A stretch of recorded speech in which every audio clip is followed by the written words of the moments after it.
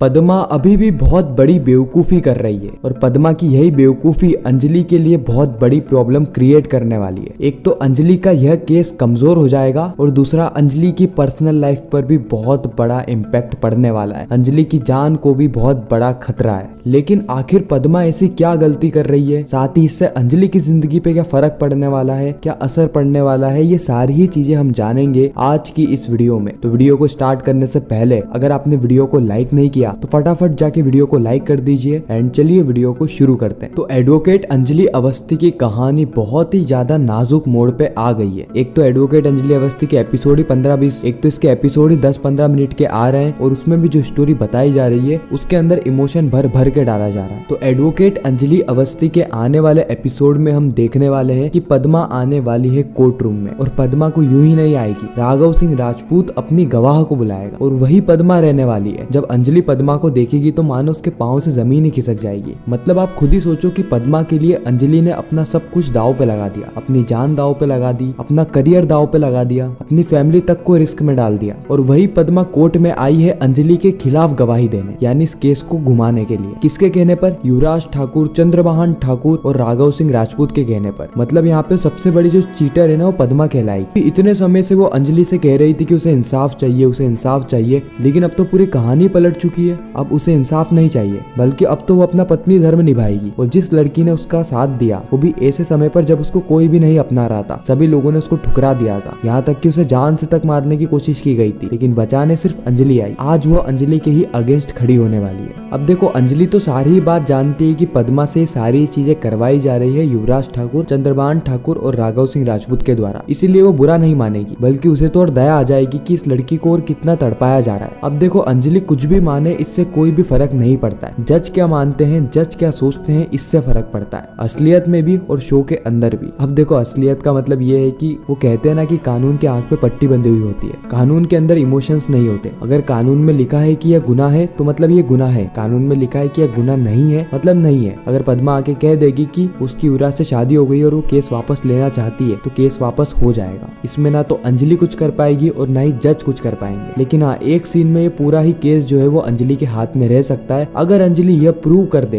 कि पद्मा की शादी जबरदस्ती करवाई गई है इस केस को जीतने के लिए। अगर अंजलि ये साबित कर देती है तो इससे पद्मा को भी इंसाफ मिल जाएगा, युवराज ठाकुर भी जेल में जाएगा, चंद्रभान ठाकुर भी जेल में जाएगा और राघव सिंह राजपूत के ऊपर भी खतरा मंडराने वाला है। तो यही कहानी हमें एडवोकेट अंजलि अवस्थी के आने वाले एपिसोड्स में देखने को मिलने वाली है। ऐसे ही एडवोकेट अंजलि अवस्थी के रिकैप्स और अपकमिंग स्टोरीज को जानने के लिए हमारे चैनल को सब्सक्राइब जरूर करें। हमारे चैनल पे स्टार प्लस के सारे ही शोज के रिकैप टीवी से पहले अपलोड हो जाते हैं, इसलिए अगर आपने अभी तक सब्सक्राइब नहीं करा है तो फटाफट जाके सब्सक्राइब कर लीजिए। मैं मिलता हूँ आप सभी से किसी नेक्स्ट इंटरेस्टिंग वीडियो में, जब तक के लिए गुड बाय।